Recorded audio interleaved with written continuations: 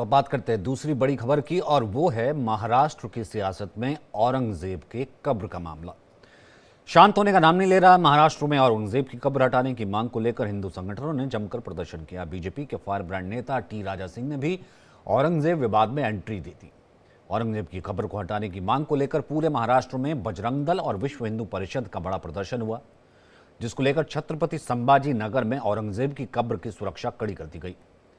बजरंग दल ने महाराष्ट्र सरकार को अल्टीमेटम दे दिया, कह दिया कि कब्र हटाई जाए, जल्दी हटाई जाए, नहीं तो बाबरी मस्जिद की तरह कार सेवा कर देंगे। इसी पर हम बहस करेंगे, इसी पर हम बात करेंगे, क्योंकि आज दिन भर यह सियासत महाराष्ट्र में गर्म रही और एक दूसरे को चुनौती दर चुनौती देने का सिलसिला चलता ही रहा। लेकिन पहले रिपोर्ट।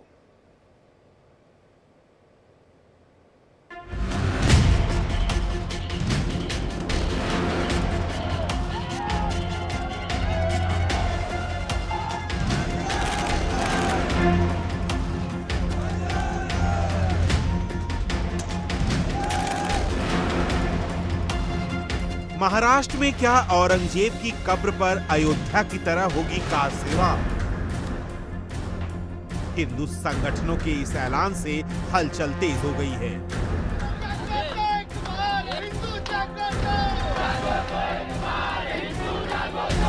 महाराष्ट्र में औरंगजेब की कब्र हटाने की मांग को लेकर हिंदू संगठनों ने आज जमकर प्रदर्शन किया। संगठनों के लोगों ने फडणवीस सरकार को चेतावनी देते हुए कहा कि इसे जल्द हटाया जाए, नहीं तो अयोध्या बाबरी मस्जिद की तरह कार सेवक इसे भी हटा देंगे। पूरे महाराष्ट्र में तहसीलदारों और जिलाधिकारियों के दफ्तर पर वीएचपी और बजरंग दल के कार्यकर्ताओं ने प्रदर्शन किया।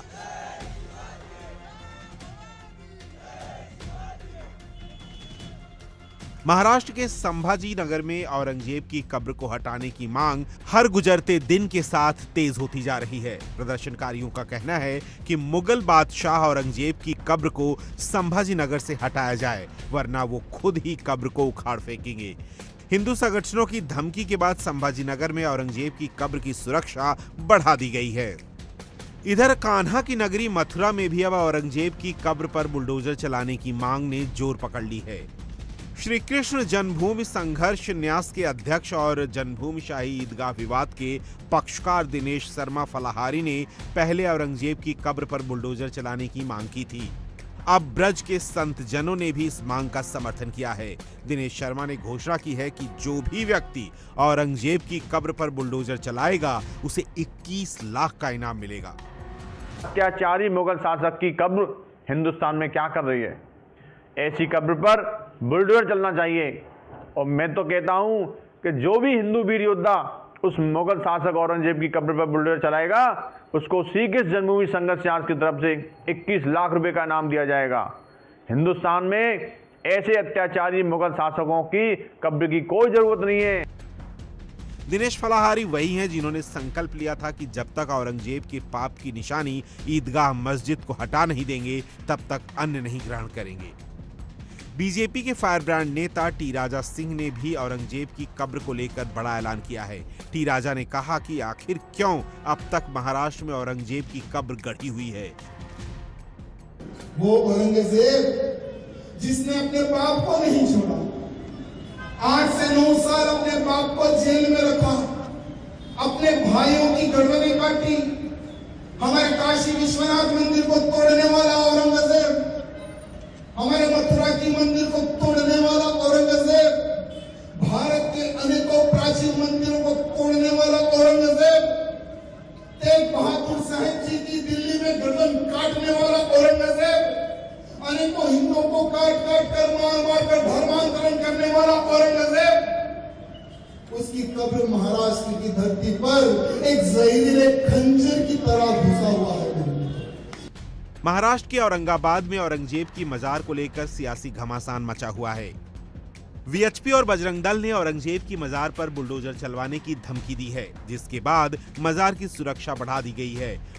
औरंगजेब के मकबरे को लेकर उठे विवाद पर प्रताप राव जाधव ने कहा कि कब्र को हटाने का जो विरोध कर रहे हैं वो मूर्ख हैं। जो लोग वो कब्र हटाने के लिए विरोध कर रहे हैं वो लोगों की मूर्खता है। और ऐसे औरंगजेब के कब्र के ऊपर इतना लाखों रुपए खर्च करना उचित नहीं है। निश्चित रूप से छत्रपति शिवाजी महाराज, मराठे मावलों का, छत्रपति संभाजी महाराज का इतिहास के लिए उनकी सिर्फ वहां पर एक कब्र, जिसका हम मराठी में थड़गा बोलते हैं, वो सिर्फ रखना चाहिए। इतना बड़े जामन और उस पर फूल वगैरह चढ़ाने की कोई आवश्यकता नहीं है। औरंगजेब की मजार तब सुर्खियों में आई जब महाराष्ट्र समाजवादी पार्टी के अध्यक्ष और विधायक अबू आजमी ने मुगल शासक की शान में कसीदे पढ़े थे और कहा था कि औरंगजेब अच्छा बादशाह था। Bureau report, India daily. तो महाराष्ट्र से लेकर यूपी तक, मथुरा तक, वृंदावन तक, दिल्ली तक, हर जगह जो है औरंगजेब गरमाया हुआ है और चैलेंज दिया जा रहा है। अब तो कह भी दिया दिनेश शर्मा ने कि जो बुलडोजर चलाएगा उसे इनाम दिया जाएगा। देवेंद्र फडणवीस कह चुके हैं कि इसे हटाया जाना चाहिए। वहीं बजरंग दल अल्टीमेटम दे रहा है देवेंद्र फडणवीस को, इसे हटाइए। वहीं दूसरी तरफ संजय राउत कह रहे हैं कि इतिहास को इतिहास की तरह ही रखा जाना चाहिए, अगर हिम्मत है तो हटा के दिखा दें। अगर वो कह ही रहे हैं तो, या फिर इस पर सियासत हो रही है। अनंत अमित है हमारे साथ, बीजेपी के नेता, कंटिन्यू कर रहे हैं हमारे साथ। ओम प्रकाश अम्बेडकर हैं समाजवादी पार्टी से। आलोक वत्स राजनीतिक विश्लेषक हमारे साथ है। हाजी नाजिम खान हमारे साथ जुड़ेंगे। अनंत अमित, शुरुआत भले की थी अबू आजमी ने, लेकिन उसके बाद वो कहते रहे कि नहीं, तमाम चीज़ें, क्रूर था, शासक था, पूरा सबको बता दिया कि किस तरीके से वो था, बाप तक को नहीं छोड़ा। और फिर भारत जैसी जगह पे तो सकारात्मकता की कोई जगह नहीं है जिस पर फूल चढ़ाए जा रहे थे। खुद देवेंद्र फडणवीस मुख्यमंत्री ने कहा था। और फिर अगर इतना ही है तो इतने चैलेंज दिए जा रहे हैं, होनी नहीं चाहिए, तो हटा क्यों नहीं देते? देखिए सचिन जी, चूंकि औरंगजेब की मजार जिस तरीके से बनी हुई है, कांग्रेस के शासनकाल में कांग्रेस ने उसको एएसआई कोएलॉजिकल सर्वे ऑफ इंडिया को, पुरातत्व विभाग को सौंप दिया है। और पुरातत्व विभाग के अधीन कानूनी प्रक्रिया है। कानूनी प्रक्रिया में यह है कि 35A आता है, उसमें यह है कि इस तरह के कोई भी स्थल को अगर कोई डैमेज करता है तो उसमें सजा का भी प्रावधान है और कई सारे प्रावधान है। निश्चित तौर पे राज्य में भी सरकार हमारी है, केंद्र में भी हमारी सरकार है। और जब से सचिन जी ये छावा सिनेमा आई है और संभाजी महाराज पे जो फिल्म बनी है, और जिस तरीके से आक्रांता औरंगजेब के विषय में लोगों को आज तक बताया नहीं गया था, और लोगों को जैसे जैसे जानकारियां मिल रही है, और न्यूटन का लॉ है सचिन जी, जब कोई क्रिया होगी तो उसके खिलाफ प्रतिक्रिया होगी। और निश्चित तौर पे वही क्रिया की प्रतिक्रिया है। जब लोगों ने, जब ये बात कब शुरू हुई, आपने जैसा कि बताया, जब सपा के विधायक अबू आजमी जी का बयान आता है, औरंगजेब की महिमा मंडित करने की प्रक्रिया शुरू होती है, तो लोगों को लगता है कि भाई हमारे राज्य में रहकर हमारे राज्य के दो छत्रपति शिवाजी और संभाजी महाराज, जिन्होंने राज्य को बचाने के लिए उनके खिलाफ, औरंगजेब के खिलाफ जब लड़ाई लड़ी, पूरा राज्य उसमें शामिल हुआ। और राजस्थान से लेकर महाराष्ट्र तक तमाम जगहों पे जब सनातनी मंदिरों को तोड़ा गया औरंगजेब के द्वारा, तो लोगों को जो जैसे जैसे पता चल रहा है, लोगों की भावनाओं को ये लग रहा है कि हमारे साथ ये सनातनियों के साथ एक खिलवाड़ हुआ है, तो सनातनियों में एक गुस्सा पैदा हो रहा है। तो निश्चित तौर पे गुस्सा का परिणाम है। और जिस तरीके से आज कांग्रेस के प्रदेश अध्यक्ष का बयान आया है, तो मैं ये भी बताना चाहता हूं कि एक कांग्रेस के, एक राष्ट्रीय दल का एक प्रदेश अध्यक्ष इस तरह की भाषा बोलता है, ये भारतीय जनता पार्टी इसकी निंदा करती है। आप किसी की तारीफ करिए, किसी का कुछ करिए, उससे हमें भारतीय जनता पार्टी को कोई लेना देना नहीं है, लेकिन अपनी भाषा को संयमित रखिए। भारतीय जनता पार्टी ये कह रही है और हमने कहा है कि हम कानूनी प्रक्रिया के तहत जो भी हो सकता है, इनके मजार को हटाने की प्रक्रिया में सरकार काम कर रही है और इसके परिणाम भी बड़े जल्द मिले। आलोक वत्स, कैसे देखते हैं जो पूरे इस वक्त देश में चल रहा है? चैलेंज तक दिया जा रहा है, क्योंकि सवाल वहीं से आया, फिर चैलेंज तक ये दिया गया कि जो हटाएगा उससे इनाम दिया जाएगा। बीजेपी को जाहिर सी बात है, विपक्षी पार्टियां भी फिर चैलेंज दे रही है। साथ कोई नहीं खड़ा, लेकिन कोई कह रहा है इतिहास में बिल्कुल जो है उसको छोड़ दीजिए जैसा भी है, कोई कह रहा है महिमा मंडित बंद कीजिए। लेकिन ज़्यादातर लोग आक्रोशित है कि भैया ऐसे आदमी की कब्र पे फूलों का क्या काम? देखिए सचिन जी, इसमें कोई शक नहीं है कि औरंगजेब एक आतताई आक्रांता था। उसने हिंदुओं के ऊपर मर्सीलेसली बहुत से अत्याचार, जाजिया कर लगाया, 1.5 मन जनेऊ तोल के तब नाश्ता करता था। पिता के साथ क्या किया मुझे बताने की जरूरत नहीं है, भाइयों के साथ क्या किया बताने की जरूरत नहीं है। और लेकिन अगर इतिहास की चर्चा होगी तो कर्नल गद्दाफी का भी नाम आएगा, ईदी अमीन का भी नाम आएगा, इराक के वो शासक थे जिसको अमेरिका ने मार गिराया, थोड़ा मुझे नाम याद नहीं आ रहा है, तो हिटलर का भी नाम आता है। तो इनको हम इतिहास से मिटा नहीं सकते। हमें इसके लिए सहिष्णु होना चाहिए। इनके मॉन्यूमेंट को या इनके कब्र को बहुत से लोग मानने वाले भी हैं, और तो मानने वाले ने तो रोज शुरू की थी, तभी तो लोगों को पता लगा।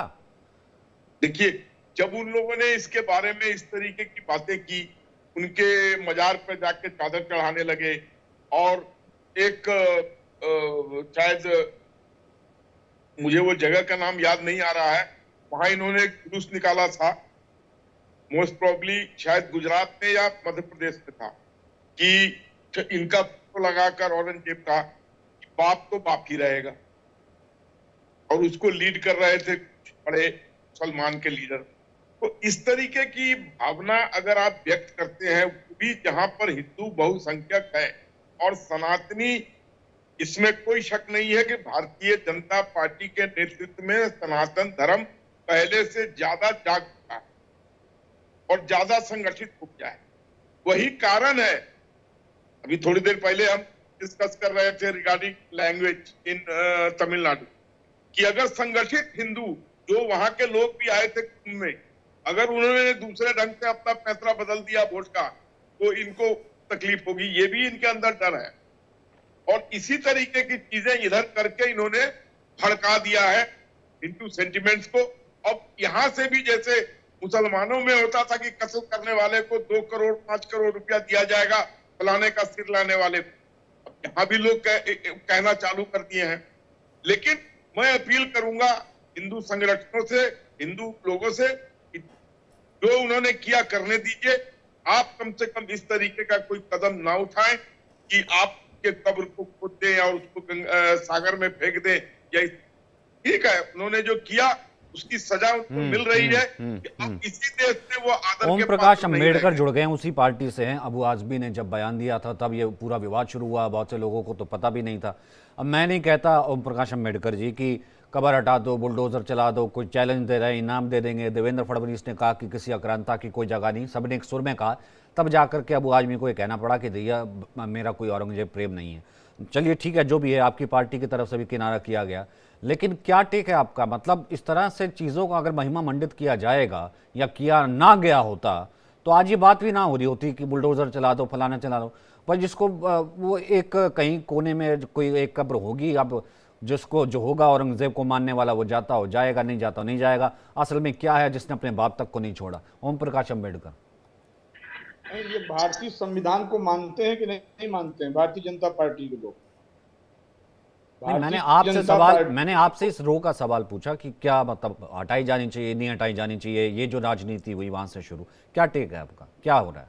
नहीं, जो हमारा ये कहना है किसी भी मैटर में, कोई मेरा व्यक्तिगत राय है, मेरे राष्ट्रीय अध्यक्ष जी माननीय श्री अखिलेश यादव जी जो हम लोगों के मार्गदर्शक हैं, उनका आदेश है कि जो भी चीज संविधान के दायरे में हो वही किया जाए, और जो संवैधानिक हो, जो न्याय के साथ, जो जुडिशरी को जो मैनेज करता हो, जो जुडिशरी को, जो सुप्रीम कोर्ट का, हाई कोर्ट का जो ऑर्डर हो, जो बाबा साहब अम्बेडकर का संविधान कहता हो। इनके सनातन धर्म पे तो एकता ही नहीं है। ये हिंदू मुस्लिम का नारा लगा रहे हैं। पहले तो जो जितने भी शादियां हुई हैं, जो लोग दामाद बने हैं, वो कैसे मुसलमानों को दामाद बना रहे हैं? अगर इतने बड़े मुसलमान के ये विरोधी हैं तो जगह जगह मुसलमानों से रिश्ता क्यों कर रहे हैं भाई आप? ओम प्रकाश जी, ये बताइए ना कि ये आपके दल के विधायक ने उतनी महिमा मंडित करी, क्या वो उचित था? क्या वो उस लायक है क्या औरंगजेब? मेरे दल ये के जो बताइए ना, विधायक आप विषय से मत भटकिए। हम साथ विषय से नहीं भटक, जो मेरे दल के विधायक ने कहा है उस पर हमारे राष्ट्रीय अध्यक्ष जी ने अपना मत रख दिया है। और जो हमने आपसे अभी भी कहा कि जो संविधान के खिलाफ बोलेगा, चाहे वो भारतीय जनता पार्टी का व्यक्ति हो, चाहे समाजवादी पार्टी का हो, जो संविधान के अधिकार क्षेत्र के बाहर बोलता है उसकी मैं निंदा करता हूं। मतलब औरंगजेब की कब्र को ऊपर फूल चढ़ाना मना करना या उसे हटाने की मेरे बात का- करना संविधान का उल्लंघन है। भारतीय संविधान में ये लिखा गया है कि औरंगजेब के कब्र पर फूल न चढ़ाया जाए। नहीं तो जब फिर हम ये संविधान का उल्लंघन कैसे हो गया कि अगर किसी ने कह दिया उसकी कब्र हटा दो? नहीं, नाथूराम गोडसे के अरे मैं और औरंगजेब की बात कर रहा हूँ। नाथूराम गोडसे जो है वो कातिल था, आतंकी था, ठीक है, उसने गांधी को मारा। मैं ये कह रहा हूँ, तो मैं ये कह रहा हूँ कि ऐसा कि औरंगजेब की कब्र को हटा दो, ये क्या कहते हैं, संविधान का उल्लंघन हो गया है। नहीं, हमने आपसे क्या कहा? क्या कहा? मैं औरंगजेब की कब्र की बात नहीं कर रहा हूँ। मैं औरंगजेब की कब्र के ऊपर आपको बिठा रखा हूँ। बाबा साहब अम्बेडकर का संविधान अगर उस चीज को मानता है तो उसको करिए, नहीं मानता तो मत करिए। किसको? औरंगजेब की कब्र? कोई की किसी की भी कब्र अगर वो किसी की भी नहीं, औरंगजेब की। क्रूर शासक औरंगजेब, जिसने बाप को जेल में डाल दिया, भाई मरवा दिए, इतने हजारों हिंदू मार दिए, सब मार दिए। मैं उसकी बात कर रहा हूं, हजारों मंदिर तोड़ दिए। औरंगजेब। हिंदू कौन है? आप क्या छुआछूत जात पात है? दलितों को मंदिर में जाने नहीं देते। कैसा सनातन, कैसा हिंदू? हम बाबा साहब अम्बेडकर की बात मानते हैं। उन्होंने कहा कि हिंदू धर्म में हमारी कोई इज्जत नहीं। अरे फिर आप चले गए। बाबा साहब को भगवान जो है पूरी दुनिया मानती है, हम भी मानते हैं। मैं ये कह रहा हूं, पर ये उनका अपमान कैसे हो गया कि अगर औरंगजेब को आक्रांता कह दें और कह दें उसकी कब्र हटा दो? औरंगजेब इतिहास में जो स्थिति में था उस स्थिति में उसको माना जाएगा। क्या था वो? अगर हमारे क्या था? क्या था? क्रूर था? अगर वो क्रूर था तो क्रूर माना जाएगा, वो सही था माना जाएगा क्या मतलब होता है? अपने बच्चों को क्या कहेंगे कि औरंगजेब क्या था? राजा था, महाराजा था, या एक शासक था जिसने बाप भाई समेत सब मरवा दिया और भारत के मंदिर तोड़ दिए? ये जो मोदी जी सावरकर को कहते हैं वही हम फिर भटक गए। फिर भटक गए। औरंगजेब नहीं, औरंगजेब नहीं। मैं बताता